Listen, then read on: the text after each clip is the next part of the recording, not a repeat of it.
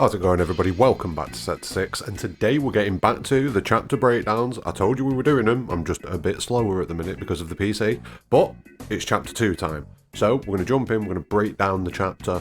It starts with Kalm, it moves into the grasslands, and then eventually it finishes with us entering the Mithril mine. So let's not mess about, let's jump straight into it. Like the video, subscribe for future content, make sure that you catch up on Ever Crisis now that we've got the whole first episode, the first 8 chapters completely done. Catch up on Sephiroth's backstory. It's surprisingly good. Like, I was worried it wasn't going to be the best, but once it's completed, that first episode is surprisingly good. Adds a fair bit to Sephiroth, adds some intrigue to the whole Sephiroth-Glenn situation that we've got going on. It's good, it's good. Well worth checking out, yes, go watch my videos. Go watch them, yes. Yes. But anyway, let's crack on. So, Chapter 2 continues where we left off with Chapter 1. Cloud wakes up in the morning, and he's all alone in his room. So, we open the door, we get ready, we find a Queen's Blood deck hanging on the front of the door. This is something that's going to lead into a massive addiction, so brace yourself for that. And as we continue down the stairs, the first interesting thing happens. So we hold on and we hear a radio broadcast about tornado damage in Midgar, which is something that we know happened in Zack's world, but as far as we know, it didn't happen in the Beagle timeline. So we'll circle back round to that and we'll see what's going on, because there's definitely a little bit more information for us to pick up. Before we leave the inn, we chat to Broden. Dude is clearly ill and about to become a Black Cloak, but you know, he'll be fine. We'll leave him alone, he'll be fine. Nothing bad's going to happen. Everything's going to be fine. I don't know what I'm talking about. Broden's going to be fine. Outside, we have a little chat with Red 13. He wants to thank us for everything and let us know that he's going to join us and accompany us as kind of like a thank you for us getting him out of the Shinra building. So, you know, that's pretty cool. We go on a little adventure around Kalm, we can chat to a few people, we can play some Queen's Blood, we can do some shopping. These are all things that you can do, but we're going to stick to, and this is going to be something that we do throughout this chapter breakdown series, we're going to try and stick to the important stuff, the story stuff, the interesting stuff. So I'm going to be glossing over a lot of things. If there is anything that I miss when we're going through this, mention it in the comments below and start a conversation about it there. Simple. We go and chat with Tifa and we reminisce with Tifa about the water tower and about the promise and about Nibelheim. We get more background chatter as we're going around Kalm about Midgar being a mess. But eventually, when we go and try and sort out our folios, we bump into Aerith. And Aerith makes the suggestion that we go and climb the clock tower and have a little chill. So we're going to do that, we're going to do it. Now, we get up there, and the first thing I wanted to do was look at the Shinra building. It's the first thing Aerith wants to do as well. She's like, where's Midgar? And when you look at Midgar, the Shinra building looks pretty different to how I'd expect it to look, given the events that we saw in the Terrier timeline, in Zack's world. There's no damage, there's no smoke, the Shinra building is not in 2 halves, it's in one solid piece, one continuous piece. So what was the deal with the radio broadcast that we heard a few minutes ago, talking about damage to Sector Zeros 1 and 2, and the tornado ripping through the city? Which is it? And I don't know what's going on here. I don't know if this could be one of 2 things. It's either an oversight and they've accidentally left those radio reports in, but I can't see it. The other oversight could be that they've not depicted the damage properly on Midgar when we look over at it. Again, I don't think that's it. I kind of feel like it's going to be a narrative thing where there's kind of some bleed over between the worlds, where there's confusion between the worlds, and this could very easily feed into the things that happen at the end of Final Fantasy VII Rebirth, which kind of leave you confused as to, oh, you've got one world where this happened and one world where this happened, and Cloud's experiencing what seems to be a bit of bleed over one world into the other. Is that what we're seeing here? Are they establishing that at this very early point in the game, where even though Midgar isn't as destroyed as it is in the Terrier timeline, even though it's not that bad here in the Beagle timeline, we still hear the echoes and the reports. I don't know, let me know what you're thinking about that in the comments below, because it felt weird. It felt weird. It was the very first thing that I thought, like, oh, let's have a look at Midgar then. And we had a look at Midgar and it was fine. Even before the game came out, I was like, the very first thing that I want to do when I get the chance is turn around and look at Midgar. And it looks fine. So that's interesting. But anyway, we get interrupted very quickly by the Shinra turning up. They swoop in, just paratroopers dropping into Kalm, panic and chaos everywhere, and they're here for us, obviously. So we decide, yeah, we should probably get down off this clock tower before the helicopters notice us.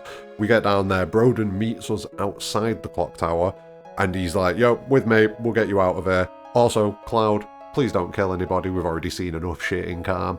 And this is something that we'll come back to later on. If you already know the deal about Kalm, it won't be a surprise to you. If you don't know the deal about Kalm, stick about till later in the video, and we'll talk about it. But we eventually make it back to the inn. And Broden's got like a sneaky little escape tunnel that we can use. Apparently these are from the days of like the Junon Republic and Shinra Resistance and stuff like that. And Broden points us in the direction of a farm out to the east. As we leave, Cloud asks Broden why it is that he's helping us, and he says that he and Kalm have a history with Shinra. Again, something that we'll come back to later on in the chapter. But that's it, we bail. We get through the tunnels. Cloud has a bit of an awkward moment with Tifo when everyone's like, oh, where were you two? And Aerith's like, oh, we were on a date, mate. And it's pretty entertaining to see Cloud stuck in the situation of, do I annoy the girl whose arm I'm holding, or do I annoy the girl in front of me who I grew up? Oh god, I'm in trouble, I'm in danger, please help. And we see a lot of that throughout the game. Poor Cloud. Poor Cloud. But anyway, we carry on and we get out into the grasslands. Now we do a little bit of chopping and slashing on our way through the grasslands, and eventually we reach Oliver's farm. And this is where we receive the suggestion to hide out at the docks next to the old swamp. Apparently, Shinra are looking for us. I hadn't realised. But the swamp is the place to go, the swamp is the place to lay low, and that's what we're going to do. So we head over there. On the way there, we bump into this game's very own Master Roshi, Choco Bill, who also suggests that we make our way to the swamp and hide out there, but he definitely gets the wrong idea about why. Like I say, Master Roshi. At the swamp, we learn about how crossing the swamp isn't the best idea, and how we should probably get a chocobo so that we can avoid the Midgar Zolan. No, I don't care that it's had its name corrected. It is the Midgar Zolan. I will fight you. I will fight you. We head back to the sunny part of the grasslands and head for the Chocobo farm, where we bump into our old friends Bill and Chadley. Now, Choco Bill's car miraculously started working after we walked away from him. Interesting. And Chadley's doing his usual thing. He points out some towers to us and he's like, yeah, if you get some data from them and then run around and get a load more data for me, then I'll have lots of data and that's what matters. So that's Chadley's life, and we do some interesting stuff with Chadley later on in the game. Chapter 2 isn't really it. So we'll ignore Chadley for the most part. Also, I am going to say there are a massive amount of little side things that Chadley has for us to do, but like I was saying earlier, we're going to skip everything that isn't Proto relic quests probably, because they're probably the only ones that have any real importance going forwards. Like I say, if I miss something that you feel is important, let me know in the comments below. Anyway, moving on from Chadley, we have a little chit chat with Choco Billy, the kid who's running the Chocobo farm. He tells us that we need to go on a little mission, wrangle a Chocobo. So that's what we're going to do. We sneak around in some bushes, Horizon Zero Dawn style, throw some distraction rocks, and wrangle a Pico. So that's good. So main quest-wise, we're pretty much there now, so let's focus our attention on some of the side stuff that we can do in this chapter. First up, we have some flower gathering so that Chloe, Choco Billy's sister, can make a flower crown, just like the ones that their mother used to make for them when they were younger. We learn that their parents are gone, and that there is a degree of tension towards Chocobo Sam. We'll get more on that later on. This is something that we'll flesh out. I think it's around chapter 10 we get proper fleshing out on this. Maybe, no, we get a little bit earlier on. But it's something that we'll come back to later on in the story. And we get the flowers, she makes the flower crown, everyone's happy, it's a touching moment. Next up, we go to Kalm and we speak to the mayor of Kalm, who tells us that there's a Mako pipeline that's in need of repairs, but they've already sent a Merc to deal with it. They just haven't heard anything for a while. So they send us to check on the Merc. We're checking up on Merc work. Excellent.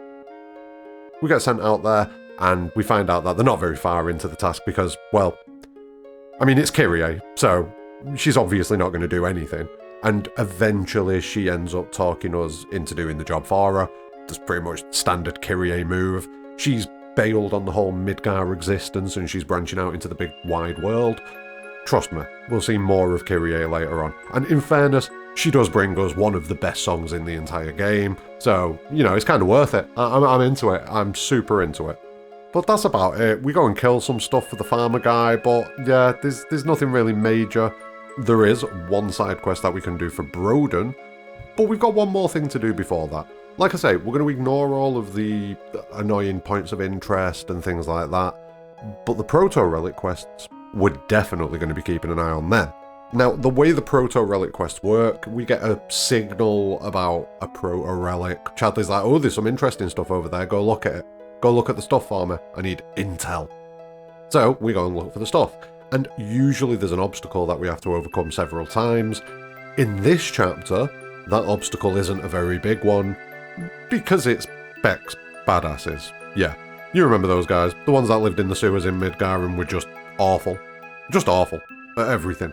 They just failed. It's them guys. So they've got the Proto relic and they're trying to protect it. We end up messing around, fighting them, chasing them, fighting them, chasing them, fighting them, chasing them, and eventually, we get the Proto relic. And then the interesting stuff begins.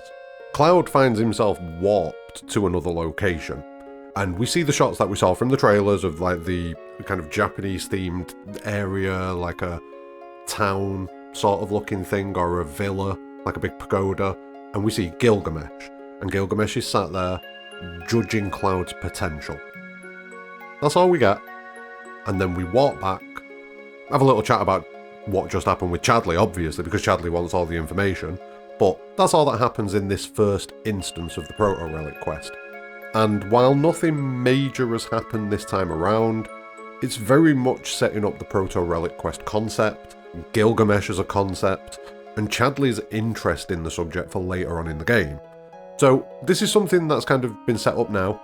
We can kind of ignore it at this point, we've finished it for this chapter, but keep it in mind, it's something that's going to come up a lot throughout the game. If you finish the game, you know this.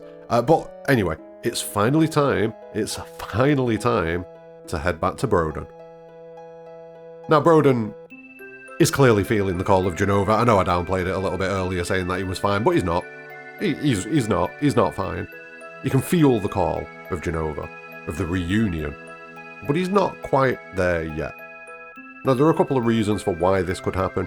Initially, my expectation was it was old physical injuries that have worn him down to the point where he eventually succumbs to the reunion, because he does talk about earlier on old war wounds playing up. I thought that could be it. Maybe he was just never strong enough to resist it in the first place. I don't think many people can. I think people like Cloud and Zack are the exception rather than the rule, so he was probably doomed anyway. But then we learn about the destruction of Kalm, and how this is just a hollow mimicry of the Kalm that he loved. Now, if you do not know about Kalm, spoilers for Before Crisis, I'll give you a second. Okay, that'll do. But in the events of Before Crisis, Kalm is destroyed by Shinra due to a misfire when they're aiming for a different target. Now, Kalm ends up incinerated by the attack, with most of the survivors being taken to Nibelheim and experimented on in the Shinra manner.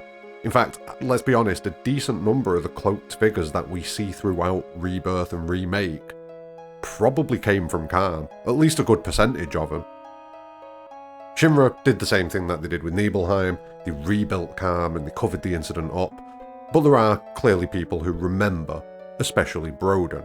And this is probably the thing that's eaten away at him, let's be honest. I was saying earlier on I thought it might have been physical wounds, I thought he might have just been weak anyway, but this is probably the thing that's kind of worn him down over time and eaten away at him, because he clearly loved Kalm. And losing Kalm, the trauma of everything that's gone on, the cover-up by Shinra, watching Shinra prosper afterwards as well, that's almost certainly made Broden very angry, very bitter, just hatred for Shinra. And this is the thing that's gradually worn him down, eaten away at Broden as a person, and leaves him in the situation that he's in now. Anyway, he asks us to go and help his friend Mildred, who lives over near Oliver's farm, and this area just feels like a little pocket of resistance in itself. It's full of people that remember the Republic, it's got Republic tech, Republic-built structures and things like that, and people just seem to hold on to the Republic of Junon in a pretty big way here.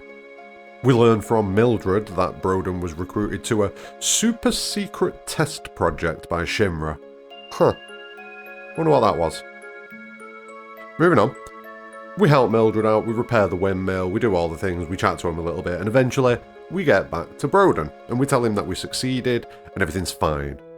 Until Broden starts talking about how he's due a vacation. Huh. He's fine, he's fine. He stands up and tries to explain that now is the time to go, but then he collapses back into his seat. And then he talks to Cloud a little bit about, oh, don't worry, this might not happen to you. Haha, you might be one of the lucky ones. And I mean, he is, but Broden doesn't know that. Like, calm down, bro. Anyway, Broden, like, he kind of sits there. He's fine now. Everything's fine. He's got it out of his system. He is going to be fine, and we'll never see Broden again. Don't worry about it.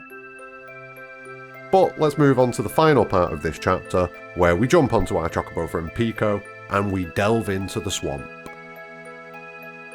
As we're crossing, we get jumped by the Midgar Zolan, obviously, and again, don't care about the name. The fight ensues, and it's a much more even fight than it was in the OG. It feels like you can actually do some bits here, whereas in the OG, if you don't set yourself up properly for the Midgar Zolan, he destroys you, no questions asked. So it feels like a slightly more balanced fight here. A little bit salty that you can't learn beta from it, but fine. Fine.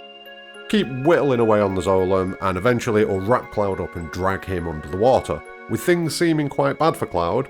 But then Daddy Sephiroth comes along and saves Cloud, flexing extra hard as he makes a Zolan kebab on the surface, and just kind of looking down at Cloud with the light framing him from behind as he then just disappears.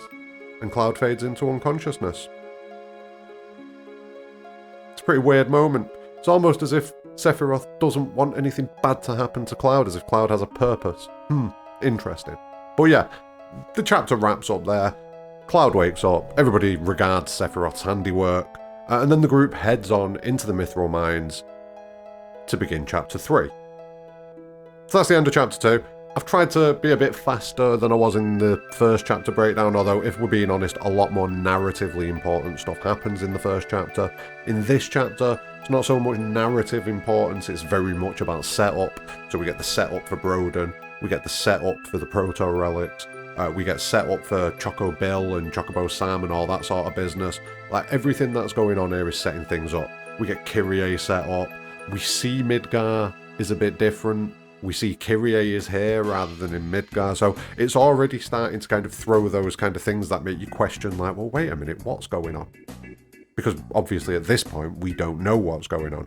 It's all the way in chapter 13, where Sephiroth finally explains things to us, and then Aerith elaborates a little bit further and shows us a little bit more behind the veil.